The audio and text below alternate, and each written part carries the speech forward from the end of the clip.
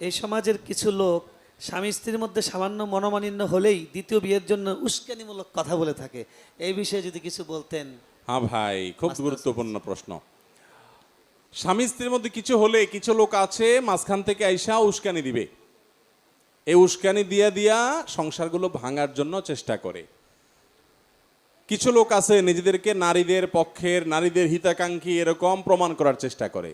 কিছু হলেই ফুসলাবে, মহিলারে ফুসলাবে, আরে রাখ, নিজের পায়ে নিজে দাঁড়া। স্বামীরে ফুসলাবে, আরে একটা গেলে 10টা আসবে। এইরকম উস্কানি দেওয়া মানুষগুলোকে আমি বলি মানুষরূপী শয়তান, মানুষরূপী ইবলিস। ইবলিস তার উপরে ভর করেছে, বা এটা ইবলিস মানুষের রূপ ধরে এসেছে। অন্তত ইবলিসীয় কর্ম এটা, যে দাম্পত্য জীবনে ফাটল সৃষ্টি করার জন্য উদ্যোগ গ্রহণ করে। মহিলাকে এসে বলবে, ভাবি আপনার ভাগ্যটা আসলে খারাপ ভাবি, আল্লাহ আপনারা যে চেহারা দিছে, যে সৌন্দর্য দিছে ভাবি, আপনার রাজপুত্রের মতো ছেলে পাওয়ার কথা। আহা, ভাবি তখন ফুলে ফেটে চিন্তা করে, হায় হায়, ঠিকই তো একটা অমানুষ আমার নসিবে পড়লো। এই তাদের মধ্যে একটা দূরত্ব তৈরি হয়ে যায়। আবার ছেলেকে দেখা গেল কেউ বলল যে ভাই আপনার মতো এরকম রাজপুত্রের মতো চেহারা, মাশাআল্লাহ, কোনটা আপনার নাই, কিন্তু ভাবি আসলে আপনার কেয়ার করে না। হা ভাইরা আমার, এই জন্য নবী করিম সাল্লা সাল্লাম বলেছেন যে মহিলাদের যে গুণ বৈশিষ্ট্য, কোনো পুরুষ যেন তার বইয়ের গুণ বৈশিষ্ট্য এগুলো অন্য পুরুষের কাছে গাল গল্প না দিয়ে বেড়ায়। অনেক পুরুষ আছে এমনভাবে গল্প দেয় বইয়ের ব্যাপারে, মনে হয় যে সে সুখের মহাসমুদ্রে আছে, আসলে বাসা সারাদিন চুলাচুলি হয়। বুঝেন নাই কথা? বেকুব পুরুষ যারা, তারা এটা শুনে এবার নিজের বউর ব্যাপারে মন খারাপ করে, হায় হায়, তাহলে আমারটা কি? এর বউ বলে এত তরকারি রাঁধতে পারে, এত আইটেমে ফিটা বানাতে পারে, হান করতে পারে, তান করতে পারে, আমারটা আর কি জানে? খবরদার, এগুলো সব ইবলিস করে থাকে। আল্লাহ রাব্বুল আলামিন আপনাকে যে স্ত্রী দিয়েছেন, যে স্বামী দিয়েছেন, তার মধ্যে ভালো গুণ খোঁজার চেষ্টা করবেন। মনে রাখবেন, পৃথিবীর প্রত্যেকটা মানুষ ইউনিক, প্রত্যেকটা মানুষের মধ্যে ইউনিকনেস আছে, পৃথক কিছু বৈশিষ্ট্য আছে যেগুলো অন্যের মধ্যে নাই। অতএব আপনার স্ত্রী আপনার চরিত্র হেফাজতে সহযোগিতা করে, শুধু এই একটি কারণে আপনি স্ত্রীর কাছে শুকরগুজার থাকা উচিত। ঠিক একইভাবে একজন স্ত্রী তার স্বামীর শুকরগুজার থাকা উচিত।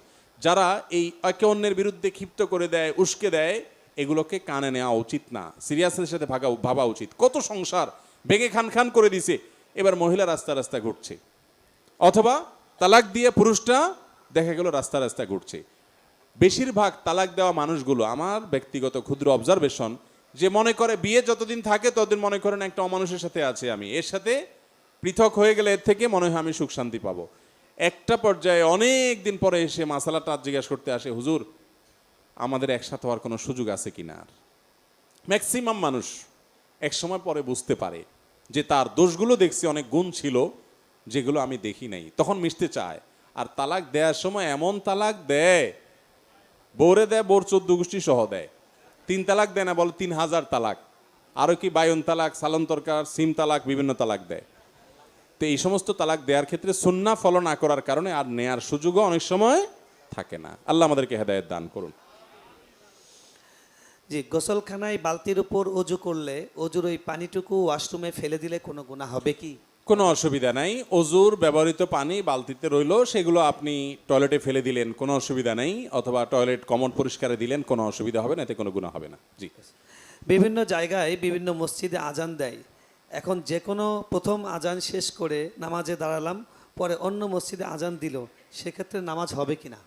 কোনো অসুবিধা নাই, ওয়াক্ত হয়ে গেছে, আজান হয়ে গেছে, আপনি জামাত শুরু করবেন, এরপর অন্য জায়গায় যদি আজানও হয় তাতে কোনো অসুবিধা নাই, আপনার নামাজের কোনো অসুবিধা হবে না। আর বাংলাদেশে এক এক মসজিদে এক এক সময় আজান দেয়, যদিও একটা টাইমে যদি বা কাছাকাছি টাইমে যদি আজান দেওয়া হতো সেটা ভালো হতো, কিন্তু পৃথক পৃথক টাইমে আজান হয়, তাতেও সুবিধা আছে যে এক জায়গা মিস হলে আরেক জায়গায় জামাত পাওয়া যায়। জি। হুজুর, আমার প্রশ্ন হলো, আমার একটা নীল পাঞ্জাবি আছে, আমি প্রতি জুমায় পাঞ্জাবিটা পরে সালাত আদায় করি এবং আল্লাহর রহমতে প্রচুর দাওয়াতও পাই। তাহলে এই পাঞ্জাবিটা কি দাওয়াত পাওয়ার একটা উসিলা হিসেবে ধরা যাবে কি না? এটা হলো ওই যে আপনার ঠাডায় বক পড়ে আর ফকিরের কারামতি জাহের হয়, এটা বলতে পারেন আর কি। আপনি দাওয়াত পান, এখন পাঞ্জাবির বরকত খুঁজতেছেন। তো এগুলো এগুলো নিছক আমাদের মনের ওয়াসওয়াসা। অনেক সময় আমাদের এগুলো মনে হয় যে এই কারণে বোধহয় এটা হচ্ছে, ওই কারণে বোধহয় এটা হচ্ছে, এরকম কিছুই না, হয়তো কাকতালীয়। আপনি যেদিন যেদিন দাওয়াত পান ওই দিন হয়তো আপনার এই পাঞ্জাবি পরা থাকে। কই, আমরা তো নীল পাঞ্জাবি পরি না, আমরা তো প্রতিদিনই দাওয়াত খাই। যদি দাওয়াত খাওয়ার জন্য নীল পাঞ্জাবির কোনো ভূমিকা থাকতো তো সাদা পাঞ্জাবি পরে তো দাওয়াতই পাইতাম না আমরা। ঠিক। অতএব এটা সঠিক কোনো বিষয় না। জি। জাযাকুমুল্লাহ। এখনকার বেশিরভাগ মসজিদে সম্মানীয় হুজুররা শুধুমাত্র স্বামীর প্রতি স্ত্রীর দায়িত্ব কর্তব্য পালনের কথা উল্লেখ করেন, কিন্তু স্ত্রীর প্রতি স্বামীর দায়িত্ব ও কর্তব্য পালনের কথা উল্লেখ করেন না, এবং বাবা মার প্রতি সন্তানদের দায়িত্ব কর্তব্যের কথা বলেন। পক্ষান্তরে উল্টাটা, সন্তানের প্রতি বাবা মার করণীয় সেটা নিয়ে কথা বলেন না। এ ব্যাপারে এই অবস্থা থেকে বের হওয়ার উপায় কি? এটা তো সঠিক যে আমরা অনেক সময় এক পেশে কথা বলে ফেলি, আল্লাহ আমাদেরকে মাফ করুক, সেটা হওয়া উচিত নয়। কিন্তু আবার এটাও সঠিক যে প্রশ্নকর্তা যিনি, তিনি হয়তো মহিলা। যদি মহিলা হয়ে থাকেন তাহলে আমি তাকে প্রশ্ন করব পাল্টা, যে আপনার দরকার কোনটা? স্বামীর অধিকার জানা না স্ত্রীর অধিকার জানা? কোনটা দরকার? একজন মহিলার জন্য কোনটা জানা দরকার? স্বামীর হক জানা দরকার। কারণ স্বামীর হক যদি কোনোটা আদায় না হয় তাহলে আল্লাহর কাছে ধরা খাইতে হবে। আপনার হক এটা জানা দরকার আপনার স্বামীর, এটা তো আপনার জানা দরকার না, বা এটা জানার পর আগ্রহ থাকার দরকার না। কারণ আপনার হক যদি আপনার স্বামী আদায় না করে তাতে আপনার লস নাই, তার লস, সে আল্লাহর কাছে ধরা খাবে। ঠিক না ঠিক? ডক্টর খন্দকার আব্দুল্লাহ জাহাঙ্গীর রহমাল্লাহ বলতেন, আমরা আজকাল সবাই অধিকার সচেতন, আমরা বেশিরভাগ মানুষ দায়িত্ব সচেতন না। অধিকার সচেতন দায়িত্ব সচেতনের মধ্যে পার্থক্য বুঝেন তো? নিজের অধিকারের ব্যাপারে আমরা সবাই সোচ্চার, কিন্তু আমার কর্তব্যের ব্যাপারে আমরা ওরকম সোচ্চার না। ভাইরা আমার, আপনার স্বামী আপনার হক আদায় করছে না, এর কারণে কি আপনার গুনাহ হবে? আপনার আখিরাত ধ্বংস হবে, জাহান্নামে যেতে হবে? কিন্তু আপনি আদায় করছেন না, আপনার তো গুনাহ হবে। এই জন্য মহিলারা সবসময় আশা করে, হুজুর একটু স্বামীদেরকে একটু ধোলাই করে দেন। স্বামীরা একটু আশা করে, হুজুর মহিলাদের একটু সাইজ করে দেন। এই জন্য বউ দেখবেন কোনো হুজুরের কোনো ওয়াজ যদি পায় যে স্বামীদেরকে সাইজ করছে, ওই লিঙ্কটা পাঠায় দেয় স্বামীরে, কয়েকটা শুনো তো হুজুর কি বলছে। আবার একই কাজ স্বামীও করে বউয়ের ব্যাপারে। স্বামী বউকে বলে, দেখো নবীজি সাল্লাল্লাহু সাল্লাম বলছেন, আল্লাহর পরে যদি কাউকে সেজদা করা যেত তাহলে আমাকে করা যেত। আমার কদরটা বুঝতে পারছো? মাইন্ড ইট, আমার মর্তবা কোথায় আল্লাহ রাখছে, তোমরা তো মানুষ মনে করো না। আবার বউ স্বামীকে হাদিস শোনায় যে দেখো নবী করিম সাল্লাল্লাহু আলাইহি সাল্লাম তার স্ত্রী আয়েশা রাদিয়াল্লাহু তাআলা আনহাকে খেলা দেখতে চাইছেন, নিয়ে গেছেন, বসেছিলেন, এবং এত সময় বসেছিলেন যতক্ষণ পর্যন্ত তার স্ত্রী আয়েশা বলছেন আর দেখবো না। তিনি বিরক্ত হওয়া পর্যন্ত বসেছিলেন, নবীজি এত ব্যস্ত মানুষ, আর তুমি আজকে আমাদের সময় দেওয়ার সুযোগ পাও না। আম্মাজান আয়েশা বলেছেন, ফাকদুর কদরুল জারিয়াতি সিন্নি আল হারিসাতি আলাল্লাহ, হাদিসাতি সিন্নি আল হারিসাতি আলাল্লাহ হবে। অল্প বয়স্ক স্ত্রী যারা তোমাদের আছে, যারা একটু বিনোদন পছন্দ করে, বৈধ হালাল বিনোদনের পরে কার্পণ্য করবা না। আম্মাজান আয়েশা ওসিয়ত করে গেছেন, আর তুমি খেয়াল করো না, আমার প্রতি অবিচার করো, অমানুষের মতো আচরণ করো। তো স্বামীর হাদিস বউ টানাটানি করে, আর বউয়ের হাদিস স্বামী টানাটানি করে, এগুলো অনুচিত ভাই। তবে একটা বিষয় আমরা বলবো, তা হলো আমাদেরকে কিছু মানুষ অস্থিতিশীল করে দিচ্ছে দাম্পত্য জীবনগুলোকে ধ্বংস করার জন্য। এই যে অধিকার সচেতনতা ভালো, কিন্তু অতি অধিকার সচেতনতা এবং কর্তব্যের ব্যাপারে অসচেতনতা, এটা কখনো ভালো জিনিস হতে পারে না। অতএব এটা ঠিক যে স্বামীর যেরকম অধিকার আছে, স্ত্রীরও কি আছে? অধিকার আছে। মা বাবার যেরকম অধিকার আছে, সন্তানেরও কি আছে? অধিকার আছে। অনেক মা বাবা নিজের অধিকারের ব্যাপারে ছেলেকে মাশাআল্লাহ লম্বা লম্বা কথা শোনায়, কিন্তু সন্তানের যে অধিকার আছে সে ব্যাপারে ওনার কোনো খোঁজ খবর নাই। মা বাবা সন্তানের অধিকার নষ্ট করলে তারাও আল্লাহর কাঠগড়ায় আসামি হয়ে দাঁড়াতে হতে পারে। অতএব সবাই যার যার উপর অর্পিত দায়িত্ব পালন করে পারে সচেতন থাকতে হবে, স্বামীকেও, স্ত্রীকেও, বাপ মাকেও, সন্তানকেও। আল্লাহ তাআলা আমাদের সবাইকে দায়িত্ব সম্পর্কে সচেতন হওয়ার তৌফিক দান করুন। আমার বিবাহের ওয়ালিমার দিন সকালে আমার বাবা মারা যায়, এবং সেদিনে আমার স্ত্রী তার বাবার বাড়ি চলে যায় আর ফিরে আসেনি। 1 মাস পর সে অন্য জায়গায় বিবাহ করে, আমার সাথে এখনও তার তালাক হয়নি। এখন আমি যদি বিবাহ করতে চাই তাহলে কি করতে হবে? যদি বিয়ের পর তালাক হওয়া ছাড়া স্ত্রী চলে যায় এবং তিনি ওই মহিলা অন্যত্র বিয়ে হয়, তাহলে সেক্ষেত্রে তার পরের বিয়েটা বাতিল, পরের বিয়েটা হয়নি, এবং সেখানে অবৈধ সম্পর্ক হচ্ছে, জেনা হচ্ছে, বরং তিনি এই ভদ্রলোকের স্ত্রী হিসাবে আছেন। এই অবস্থায় তিনি আরেকটা বিয়ে করতে কোনো অসুবিধা নাই। এটা তার একটা স্ত্রী আছে, ফাও আর কি বলতে পারেন, নাম কাওয়াস্তে আছে আর কি। তিনি আরেকটা বিয়ে করতে কোনো অসুবিধা নাই। আর তার স্ত্রী যিনি অন্যত্র বিয়ে করেছেন তিনি অবশ্যই হারামে লিপ্ত, তিনি যে কোনোভাবে এখান থেকে বিচ্ছেদ নেওয়া ছাড়া অন্যত্র সম্পর্ক তো হালাল হতে পারে না। মানুষের হায়াত কি আল্লাহ একবারই নির্ধারিত করে থাকেন? যদি তাই হয় পরবর্তীতে হায়াত বাড়ে কমে কিনা, চিকিৎসা করলে বাড়ে, এ ধরনের কথা বলার কি যৌক্তিকতা একটু যদি বুঝিয়ে বলেন। এ সম্পর্কে একটি হাদিস সম্ভবত ইবনে তাইমিয়া রাহিমাহুল্লাহ বা ইবনুল কাইয়িম রাহিমাহুল্লাহ উল্লেখ করেছেন তাকদীর সম্পর্কে, যে আল্লাহ রাব্বুল আলামিনের কাছে সকল তাকদীরই চূড়ান্ত, কিন্তু তাকদীরের যে লেখক ফেরেশতারা আছে তাদের কাছে তাকদীর দুই প্রকার, একটা তাকদীরে মোবরাম আর একটা গায়রে মোবরাম, একটা চূড়ান্ত একটা অচূড়ান্ত। ধরুন একটা মানুষ তিনি অসুস্থ হয়েছেন বা অ্যাক্সিডেন্ট করেছেন, এখন সে যদি টাইমলি হাসপাতালে যায় ট্রিটমেন্ট করে তাহলে সে এই পরিমাণ হায়াত পাবে, এটা হলো ঝুলন্ত মুআল্লাক বলতে পারেন। আরেকটা হলো যে না, প্রত্যেকটা মানুষের একটা লিমিটেড একটা ফিক্সড বাজেট আছে। ফর এক্সাম্পল আপনার 50 বছর আপনার বাজেট আছে হায়াত, বাকি আপনার লাইফস্টাইলের উপরে আপনার পদক্ষেপের উপরে নির্ভর করে আরও 30 বছর 20 বছর 40 বছর আপনি বাঁচবেন বা বাঁচবেন না, সেটা আপনার পদক্ষেপের উপর নির্ভর করে, যে আপনি স্বাস্থ্য সচেতন, আপনি সতর্ক, এসব কারণে আল্লাহ তাআলা, বা আপনি নেক আমল করলে রিজিক বাড়ে, হায়াত বাড়ে, সেগুলোর কারণে আপনার হায়াত এক্সটেনশন হবে, কিন্তু ফিক্স একটা আছে। তো তাকদীর লেখক ফেরেশতা তিনি ফিক্সডটা জানেন, আর যেটা ফিক্সড না, বান্দার আমলের উপরে, সতর্কতার উপরে, দোয়ার উপরে নির্ভর করে, সেটা আল্লাহ ছাড়া কেউই জানে। আল্লাহর কাছে সবই চূড়ান্ত, আল্লাহর কাছে কোনো অচূড়ান্ত বলতে কিছু নাই, বাট আমাদের কাছে এবং ফেরেশতার কাছে কিছুটা অচূড়ান্ত থাকে। সেই কারণে বলা যায় যে চিকিৎসা করা হয় না, এই লোকটা দুনিয়া থেকে চলে গেছে, এটাকে উসিলা হিসাবে বলা যায় এভাবে। কিন্তু এক্ষেত্রে সাবধান থাকতে হবে, কারণ এটা তাওহীদের প্রশ্ন, এমন কোনো কথা না হয়ে যায় যেন আমি আল্লাহর তাকদীরের উপরে এই দুনিয়ার আসবাবকে প্রাধান্য দিয়ে সেটাকেই মূল কারক হিসাবে নির্ধারণ করে ফেলি। বাকি আমাদের কর্মের কারণে তাকদীর হায়াত বেশি বা কম হতে পারে হাদিসের আলোকে। জি, মসজিদের কাজের জন্য টাকা উঠানো হয়, অনেক লোক আছে যারা সুদ ঘুষ খায়। আমরা ওয়াজে শুনেছি কাবা ঘরে কিছু অংশ বাকি ছিল, হারাম টাকা নেওয়া হতো না সেজন্য। তাহলে মসজিদের জন্য টাকা উঠানোর সময় কেন বলে না যাদের হারাম ইনকাম তাদের টাকা নেওয়া হবে না? আলহামদুলিল্লাহ, এই মসজিদের ছাদ নির্মাণের সময় আমার মনে আছে বলেছিলাম, সাহস করে বলেছিলাম যে হারাম টাকা যারা তারা দিবেন না, মসজিদের কাজ 7 বছর লাগুক, কোনো অসুবিধা নেই। মনে আছে আপনাদের? আলহামদুলিল্লাহ, এটা তো সুন্দর কথা এবং সুন্দর দরকারি প্রশ্ন। আজকাল মসজিদ মাদ্রাসা বলেন আর ওয়াজ মাহফিল বলেন আর যাই বলেন, আমরা চাই সেটা চাকচিক্যময় হোক, টাকা হালাল হোক বা হারাম হোক, সেটা নিয়ে আমাদের তেমন কোনো মাথা ব্যথা থাকে না। প্রশ্নকর্তা যেটা বলেছেন সঠিক তথ্য।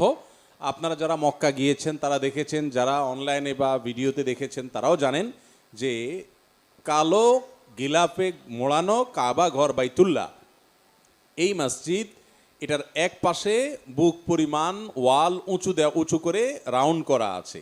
এটা মূলত কাবার ভেতরের অংশ ছিল। নবী করিম সাল্লাল্লাহু আলাইহি সাল্লামের দাদা আব্দুল মুত্তালিবের আমলে যখন কাবা পুনর্নির্মাণ সংস্কার করার উদ্যোগ নেওয়া হয়, তখন তারা মুশরিক ছিলেন মক্কার মানুষেরা, কিন্তু তাদের মধ্যে হালাল হারামের চেতনা ছিল। তারপরও তারা হালাল হারামের চেতনা থাকার কারণে ঘোষণা দিয়েছেন যে হারাম টাকা মক্কায় কাদের কাদের ইনকাম আছে এলাকার তো সবাই জানে, সেগুলো আমরা আল্লাহর ঘরে নেব না, আল্লাহর ঘরে শুধু হালাল টাকা নেব। তো হালাল টাকা তো সবসময় কমই থাকে, তো টাকা কম উঠছে, যার কারণে তারা এই ঘরটাকে, আল্লাহর ঘরটাকে পুরোটাকে বিল্ডিং বানাতে পারেন না, যেটাকে পার্সেন্ট করছেন টাকার অভাবে, অর্থের অভাবে, বাকিটাকে ওয়াল দিয়ে উঁচু করে রাউন্ড দিয়ে রেখেছেন। আজও পর্যন্ত সেটা সেভাবেই রেখে দেওয়া আছে। সেই স্মৃতি আমাদেরকে শিক্ষা দেয় যে আল্লাহর ঘরে বা দ্বীনের কাজে হারাম টাকা দেয়া যাবে না। নবী সাল্লাল্লাহু আলাইহি ওয়াসাল্লাম বলেছেন, ইন্নাল্লাহা তাইয়্যিবুন লা ইয়াকবালু ইল্লা তাইয়্যিবা, আল্লাহ পবিত্র, যার কারণে হালাল এবং পবিত্র দান ছাড়া কিছু আল্লাহ তাআলা গ্রহণ করেন না। এই জন্য ভাইরা আমার, হারাম টাকা এটা দান করলে সওয়াব হবে না। আমাদের দেশে বেশিরভাগ মানুষ মনে করে আরে পয়সা করে কামায় নেই, এরপরে একটা সময় এসে দান দক্ষিণা করিডোরে হাজি সাহেব গাজী সাহেব সেজে যাব, মানুষের চোখে দুলা দিতে পারবে না। আল্লাহ তাআলা আপনার ব্যাকগ্রাউন্ড জানে না। অতএব এই 2 নম্বরের পথ পরিহার করতে হবে এবং হারাম টাকা মসজিদ দিবে না। মসজিদ কর্তৃপক্ষেরও মেরুদণ্ডে থাকা উচিত, ইমাম সাহেবের মেরুদণ্ড থাকা উচিত যে হারাম টাকাকে ডিনাই করতে জানবে। আজকাল তো এগুলো নাই ম্যাক্সিমাম মসজিদ। আলহামদুলিল্লাহ, এই মসজিদে খতিব সাহেব বলেছেন, আমরা আমাদের আসুন্নাহ ফাউন্ডেশনে যারা লাইফ মেম্বার এবং ডোনার মেম্বার হবেন, সেখানে আমাদের ফরমে এবং আবেদনে লেখা আছে যে শর্তই হলো আপনি হালাল টাকা দিয়ে আমার এখানে সদস্য হতে হবে, হারাম টাকা দেওয়া যাবে না। তারপরও যদি আপনি হারাম দেন, আপনি অন্যায় করেছেন, প্রতারণা করেছেন, কিন্তু আমরা হারাম নিতে প্রস্তুত নই। আল্লাহ তাআলা সব ওলামাদেরকে এরকম দায়িত্বশীল ভূমিকা নেওয়ার তৌফিক দান করুন। আমিন। রাফি দত্তপাড়া রসুলবাগ থেকে, ছেলেদের জন্য লাল কাপড় এবং হলুদ কাপড় পরা নাকি হারাম, এটা কি কারণে জানতে চাই শাইখ? লাল কাপড় এবং হলুদ কাপড় পরা ডাইরেক্ট হারাম বলা কঠিন। বিভিন্ন হাদিসে একেবারে নিরেট লাল, টকটকা লাল, যেটা পিওর লাল, যেখানে কোনো মিশ্রণ নাই, এবং হলুদ, এই দুটির ব্যাপারে বিভিন্ন রেওয়ায়েতে নবী করিম সাল্লাল্লাহু আলাইহি সাল্লাম থেকে নিষেধাজ্ঞা প্রমাণিত। সেটাকে ফুকাহে কেরাম মাকরুহ বলেছেন, অপছন্দনীয়, অনুত্তম, অনুচিত, না পরা উচিত। পিওর লাল, পিওর হলুদ পুরুষের জন্য। এখন আপনি যদি বলেন যে এটা কি জন্য নিষেধ করা হয়েছে, আমি বলবো এটা মহিলাদের জন্য রিজার্ভ। এই কালার কাদের জন্য রিজার্ভ? অন্যান্য কালার আপনিও পড়তে পারেন, মহিলারাও পড়তে পারে, আর মহিলারা এই কালার তাদের জন্য স্পেশাল। দিন বা ইসলাম বলে মহিলাদেরকে খাটো করছে কিছু খাটো বুদ্ধির মানুষরা বলে। আপনি দেখেন পোশাক আশাকের ক্ষেত্রে মহিলা যেই কালারের ইচ্ছা সেই কালারে পড়তে পারবে, পুরুষ পারবে না, রেস্ট্রিকশন আছে। রেশম বলেন, সিল্ক বলেন, মহিলা পড়তে পারবে, পুরুষ পড়তে পারবে না, রেস্ট্রিকশন আছে। স্বর্ণ মহিলা পড়তে পারবে, আর পুরুষে বলা আছে তুমি শুধু চায়া চায়া দেখবা চান্দু, তুমি পড়তে পারবা না, তুমি শুধু চায়া চায়া পকেটের টাকা দিয়ে কিনা দিবা, পড়বে উনি দূর থেকে বা কাছে থেকে চায়া চায়া চায়া শুধু দেখবা, বাস, খবরদার, পড়ার সুযোগ নেই। এরপরে বলে মহিলাদের ছোট করছে বলেন। জি। একজন নারী তার স্বামীর শরীয়তসম্মত 95% কথা মেনে চলে না, কিন্তু ইসলামী সংগঠনের সাথে জড়িত, সব সময় সংগঠনের কাজে সময় দেয়, 5 ওয়াক্ত নামাজ ঠিক মতো আদায় করে না, বেশিরভাগ সময় নামাজ কাজা হয়, স্বামীকে না বলে যখন তখন বাইরে যায়, মোবাইল নিয়ে সবসময় ব্যস্ত থাকে, তাকওয়া পর্দা দুটেই কম। মোট কথা স্বামী তার উপর অখুশি থাকে। কোরআন হাদিসের দৃষ্টিকোণে বুঝিয়ে বলবেন। দেখুন ভাই, দিন কিন্তু মানুষের নিজের প্রবৃত্তির অনুসরণ করার নাম না। আমার একটা কিছু ভালো লাগলো আর করতে থাকলাম মন মতো, খেয়াল খুশি মতো, না, সেটা না। আবার স্বামী যে প্রশ্ন করছেন, এই স্বামী যে বউকে আটকানোর জন্য তার উপরে কোনো কারণে নাখোশ আছেন, কোনো গন্ডগোল ফাসাদ আছে, সেটার জন্য বানায় আজ আমার এখানে প্রশ্ন আনছেন যাতে করে আমারে দিয়ে, আমি তো বলি এই প্রশ্নগুলো বেশিরভাগ প্রশ্ন না, এগুলো সব আলপিন। আলপিন বুঝেন আপনারা? মনে করেন ওনার সাথে ওনার গন্ডগোল আছে এক মাস আলানিয়া, তো উনি একটা প্রশ্ন ধরা দিছে, একটা আলপিন দিল আরে আমার হাতে, যে হুজুর ওনারা একটা গুতা দেন এটা দিয়া। এটা উত্তর তো না, এটা হলো আলপিনের কি গুতা। বইয়ে প্রশ্ন নিয়ে আসে যে হুজুর আমার স্বামীর সাথে আমার একটু কামড়ি আছে, আপনি একটু দিলাম প্রশ্ন, একটু গোষ্ঠী উদ্ধার করে দেন। এই জন্য আমি বলি এই সমস্ত বিষয়গুলোর উত্তর আমরা কমন কথা দেই, কিন্তু ইন্ডিভিজুয়াল কেস স্টাডি করা ছাড়া, জানা ছাড়া, দুই পক্ষের কথা শোনা ছাড়া আমরা ডিসিশন দিতে পারবো না, সেক্ষেত্রে ভুল হবে। তো মহিলা হোক আর পুরুষ হোক, যেই হোক, দিনের কাজ করতে গেলে, দাওয়াতের কাজ করতে গেলে, অনেকে আছে মহিলা তবলিগের কাজ করে, তবলিগে যায়, স্বামীর খোঁজ খবর নেয়, জিজ্ঞেসও করে না, পোলাপানের খোঁজ খবর না, সংসারের পরে উদাসীন না, এটা না জায়েজ। আপনি স্ত্রী হলে আপনার স্বামীর নির্দেশনা মেনে চলা, তার সাথে থাকা, তার নির্দেশ অনুযায়ী চলা আপনার জন্য অপরিহার্য। তার নির্দেশের বাইরে গিয়ে আপনি ইসলাম প্রচারের কাজ আপনার খেয়াল খুশি মতো করার সুযোগ আপনাকে ইসলাম দেয় নাই। আপনি স্বামীর আনুগত্য করবেন, ওইটা আপনার উপরে ফরজে আইন না। ফরজে আইন হলে তাহলে স্বামীর নির্দেশ ছাড়াও আপনি করতে পারতেন। আপনি বাইরে গিয়ে দাওয়াতি কাজ করবেন, ইসলাম প্রচারের কাজ করবেন, অথবা যখন খুশি তখন যার কাছে দাওয়াত নিয়ে চলে যাবেন। স্বামী সংসার সব ফেলে রেখে এই সুযোগ কিন্তু ইসলাম দেয়া হয়নি। আল্লাহ তাআলা দাওয়াতের কাজ পুরুষদেরকেও করতে বলেছেন, মহিলাদেরকেও করতে বলেছেন, কিন্তু এটা কখন ফরজে আইন হয়, কখন আপনার সাধারণ থাকে, কখন ফরজে কিফায়া থাকে, কখন নফল হয়, এগুলো জানতে হবে, মাত্রা জ্ঞান থাকতে হবে। আজকাল আমাদের মা বোনদের জন্য আমি সবসময় একটা কথা বলার চেষ্টা করি। দেখুন, মা বোনদের জন্য একটা আমল আছে, তিতা করল্লার মতো আমল, ভয়ঙ্কর তিতা করল্লার তিতা যেরকম মানুষ খেতে চায় না, আমাদের মা বোনরা সে আমলটা করতে চায় না। সেটা কি? স্বামীর আনুগত্য। সেটা কি রে ভাই? এই কথা শুনলে আমাদের বেশিরভাগ মা বোনদের মাথা গরম হয়ে যায়, বলে কি হুজুর, আনুগত্য করতে চায় না।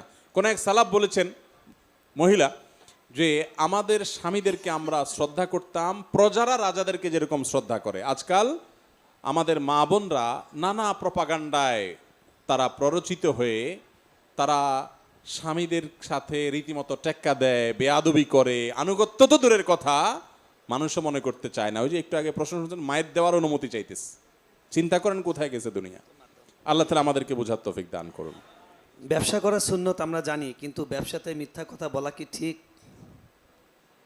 ব্যবসা করা সুন্নাত এবং ভালো কাজ, বেশিরভাগ রিজিক আল্লাহ তাআলা ব্যবসায় রেখেছেন। চাকরির চাইতে ব্যবসা করাটা উত্তম শরিয়া দৃষ্টিকোণ থেকে, কিন্তু মিথ্যা কথা যখন বলে মানুষ তখন ব্যবসা আর হালাল থাকে না, সেটা গুনাহে পরিণত হয়, হারাম উপার্জনে পরিণত হতে পারে।